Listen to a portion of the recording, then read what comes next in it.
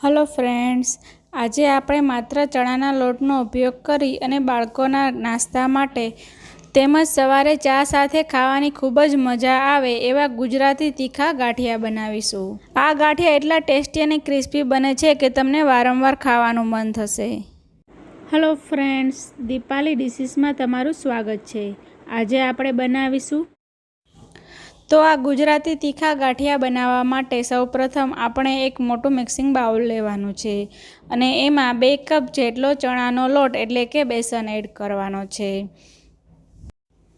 આ બેસન મેં ઘરે ચણાની દાળમાંથી દળેલો છે, કોઈ તૈયાર પેકેટનો નથી। તો 2 કપ જેટલો આપણે બેસનને યુઝ કરતા પહેલાં આપણે ચાળી લેવાનો છે, એટલે જો કોઈ પણ ગાંઠા કે કંઈ કચરો હોય તો એ બધો જ નીકળી જાય।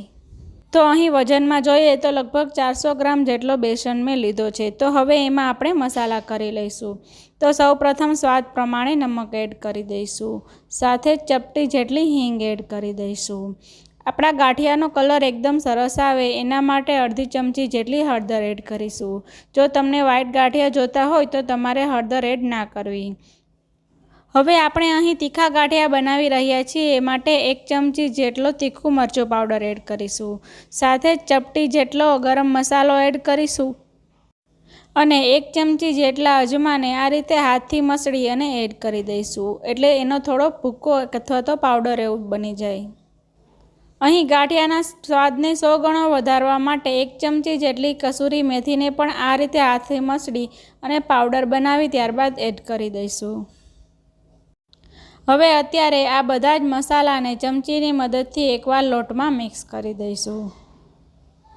અહીં તમારે આ લોટમાં ચોખાનો લોટ કે કોઈપણ પ્રકારના લોટનો ઉપયોગ નથી કરવાનો, માત્ર બેસનના ઉપયોગથી જ આપણે એ સરસ ક્રિસ્પી ગાંઠિયા બનાવીશું અને સાથે આપણે કોઈપણ પ્રકારના સોડાનો પણ ઉપયોગ નથી કરવાનો। આપણા ગાંઠિયા ક્રિસ્પી બને એના માટે માત્ર આપણે 2 ચમચી જેટલું તેલ જ એડ કરવાનું છે। તો મોણ માટે તેલ એડ કર્યા બાદ હાથની મદદથી મોણને લોટમાં સારી રીતે મિક્સ કરી દેવાનું છે। અહીં તમારે ગાંઠિયાને વધારે તીખા બનાવવા માટે તમે આદુ મરચાંની પેસ્ટ મિક્સર જારમાં કરી અને એડ કરી શકો છો, પણ જો તમારે આ ગાંઠિયાને વધારે સમય સ્ટોર કરીને રાખવા હોય તો એ પેસ્ટ એડ ના કરવી, એને બદલે ગરમ મસાલા કે મરચું પાવડર એડ કરી દેવું। તો આ રીતે મુઠ્ઠી પડતું મોણ એડ થઈ જાય ત્યારબાદ આપણે થોડું થોડું પાણી એડ કરી અને આપણે ગાંઠિયાનો લોટ બાંધવાનો છે। તો અહીં આપણે ગાંઠિયાનો લોટ એકદમ સોફ્ટ પણ નથી બાંધવાનો અને એકદમ કડક એટલે કે કઠણ પણ નથી બાંધવાનો, સેમી સોફ્ટ હોય એવો લોટ બાંધવાનો છે। જો તમે લોટ એકદમ સોફ્ટ બાંધશો તો ગાંઠિયાનું ટેક્સચર એકદમ સારું નહીં આવે અને એ પોચા લાગશે ખાવામાં, અને જો તમે વધારે કઠણ બાંધશો તો આપણે જે સંચાનો ઉપયોગ કરી અને ગાંઠિયા બનાવવાના છે એમાંથી ગાંઠિયા સારી રીતે નીચે નહીં પડે, એટલે કે તમારે વધારે વજન દઈ અને ગાંઠિયા પાડવા પડશે। તો એના કરતાં સેમી સોફ્ટ એવો લોટ બાંધવાનો છે, જેનાથી આપણા ગાંઠિયા પણ સારી રીતે પડે અને ખાવામાં પણ સરસ ક્રિસ્પી લાગે। તો ફ્રેન્ડ્સ, બાળકોના લંચ બોક્સ માટે અને સવારે ચા નાસ્તા સાથે ખાવાની મજા આવે એવી લગભગ મેં 15 જેટલી રેસીપી મારી ચેનલમાં અપલોડ કરેલી છે। એ બધી જ રેસીપીના વિડીયો તમને મારા ચેનલના પ્લેલિસ્ટ લંચ બોક્સ રેસીપીમાં મળી જશે, અથવા તમારે કોઈ પણ એક રેસીપી જોવી હોય તો તમે મને નીચે કમેન્ટમાં જણાવી શકો છો, એટલે હું તમને લિંક સેન્ડ કરી દઈશ। તો આ રીતે થોડું થોડું પાણી એડ કરતા જઈ અને આપણે પરોઠા જેવો લોટ રેડી કરવાનો છે, અને આ ચણાનો લોટ છે માટે એ બધે ચોંટી જાય તો આ રીતે ચમચીની મદદથી ઉખેડી અને ત્યારબાદ લોટમાં તેલ એડ કરી અને સારી રીતે મસળી લેવાનો છે। જો તમારી પાસે ટાઈમ હોય તો તમે 10 મિનિટ માટે આ લોટને રેસ્ટ આપી શકો છો અને ત્યારબાદ લગભગ 2 થી 3 મિનિટ માટે એને મસળી લેવાનો છે, એટલે લોટ એકદમ સરસ સોફ્ટ બની જશે।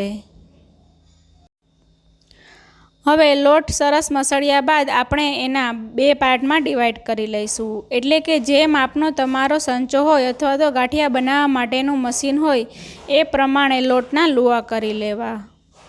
તો તો આ રીતે લુવા કરી અને પહેલેથી જ એને મસળીને રાખવું, એટલે એકવાર તેલ ગરમ કર્યા પછી આપણે આ લોટ મસળવામાં ટાઈમ ના બગડે।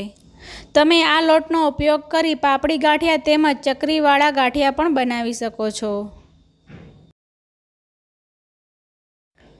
તો હવે આપણે લુવાને સાઈડમાં રાખી દઈશું અને બને તો ભીનું કપડુંને ઢાંકી અને રાખી દેવો, જેથી લોટ સુકાય નહીં।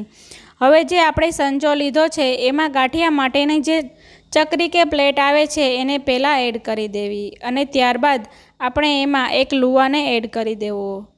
જો તમને જરૂર લાગે તો સંચાને તમે તેલથી ગ્રીસ કરી શકો છો, પણ આ લોટ કઠણ હોવાને લીધે એમાં ગ્રીસ કરવાની જરૂર નથી પડતી। હવે એકવાર સંચો રેડી થઈ જાય ત્યારબાદ આપણે એને ગાંઠિયા બનાવવા માટે લઈ લઈશું। તો અહીં મેં પહેલેથી જ તેલ ગરમ કરવા માટે રાખી દીધું હતું। અહીં આપણા તેલનું ટેમ્પરેચર ચેક કરવા માટે લોટની થોડી કણી આપણે તેલમાં એડ કરી દેવાની છે અને ત્યારબાદ એ થોડીવાર રહી અને ઉપર આવે તો સમજવું કે આપણું તેલ ગાંઠિયા તળવા માટે પરફેક્ટ છે। અહીં વધારે એવું ગરમ તેલ નથી કરવાનું, નહીંતર તમારા ગાંઠિયા તેલમાં એડ કરતાની સાથે જ બળી જશે। તો હવે ગેસની ફ્લેમ સ્લો ટુ મીડિયમ કરી અને સંચાની મદદથી આપણે ગાંઠિયા પાડી લઈશું। અહીં તેલ મીડિયમ ગરમ હોવું ખૂબ જ જરૂરી છે। જો તેલ ઓછું ગરમ હશે અને ગેસની ફ્લેમ એકદમ સ્લો હશે તો ગાંઠિયા તેલ પી જશે અને તેલવાળા ગાંઠિયા ખાવામાં સારા નહીં લાગે। તો આ રીતે તેલને મીડિયમ ગરમ કરી અને સંચાની મદદથી એક રાઉન્ડ થાય એટલા ગાંઠિયાને આપણે પાડી લેવાના છે અને ગાંઠિયાને તેલમાં પાડતાની સાથે જ આ રીતે ઉપર બબલ્સ આવવા લાગશે। તો એ બબલ્સ ઓછા થાય ત્યાં સુધી આપણે એને ફ્રાય કરી લેવાનું છે। ગેસની ફ્લેમ આપણે મીડિયમ રાખવાની છે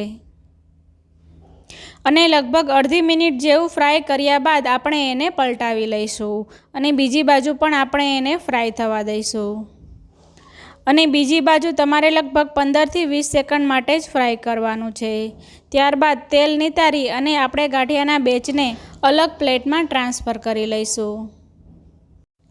અહીં આપણા ગાંઠિયાનો કલર ગોલ્ડન જેવો થાય ત્યાં સુધી આપણે એને ફ્રાય કરવાના છે, વધારે રેડ કલર નથી કરવાનો અને કાચા પણ ના રહેવા જોઈએ। તો આ રીતે આપણે બીજો બેચને પણ ફ્રાય કરી લઈશું। જો તમને ડાયરેક્ટ તેલમાં આ રીતે ગાંઠિયા પાડવાનું ના ફાવતું હોય તો એક પ્લેટને ઊંધી રાખી અને એના પર આ રીતે રાઉન્ડ શેપમાં ગાંઠિયાને પાડી લેવા અને ત્યારબાદ એને હાથની મદદથી ઉપાડી અથવા ચપ્પુની મદદથી ડાયરેક્ટ પ્લેટને ત્રાંસી કરી અને તેલમાં ગાંઠિયાને એડ કરી દેવા। જો તમારો લોટ કઠણ થયો હોય તો આ રીતે ગાંઠિયા પાડતી વખતે થોડું ધ્યાન રાખવું, સાથે જ આપણા હાથ પણ સાફ રાખવા। જો આપણા હાથ તેલવાળા હશે અને સંચાને પકડતી વખતે લસરી જશે તો આપણે તેલના છાંટા ઉડશે, માટે હાથ ચોખ્ખા રાખવા અથવા સંચો પકડતી વખતે કોઈ કપડાનો ઉપયોગ કરવો। આ બધી ટિપ્સ છે એ બિગિનર્સ માટે છે, જે લોકો રેગ્યુલર સેવ ગાંઠિયા બનાવતા હોય એ લોકોને તો ખબર જ હોય છે।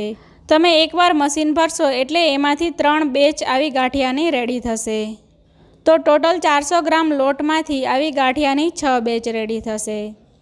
જો આ ગાંઠિયા ગરમ ખાશો તો થોડા સોફ્ટ લાગશે, એના બદલે થોડા ઠંડા થાય ત્યારબાદ ગાંઠિયાને ચા સાથે એન્જોય કરવા। તો ફ્રેન્ડ્સ, તમને મારી આ ગાંઠિયાની રેસીપી ગમી હોય તો વિડીયોને લાઇક કરો, શેર કરો અને મારી ચેનલને સબસ્ક્રાઈબ કરવાનું ના ભૂલશો। બાળકોના લંચ બોક્સ માટેની રેસીપી જોવા માટે સ્ક્રીન પર આપેલા વિડીયો પર ક્લિક કરો।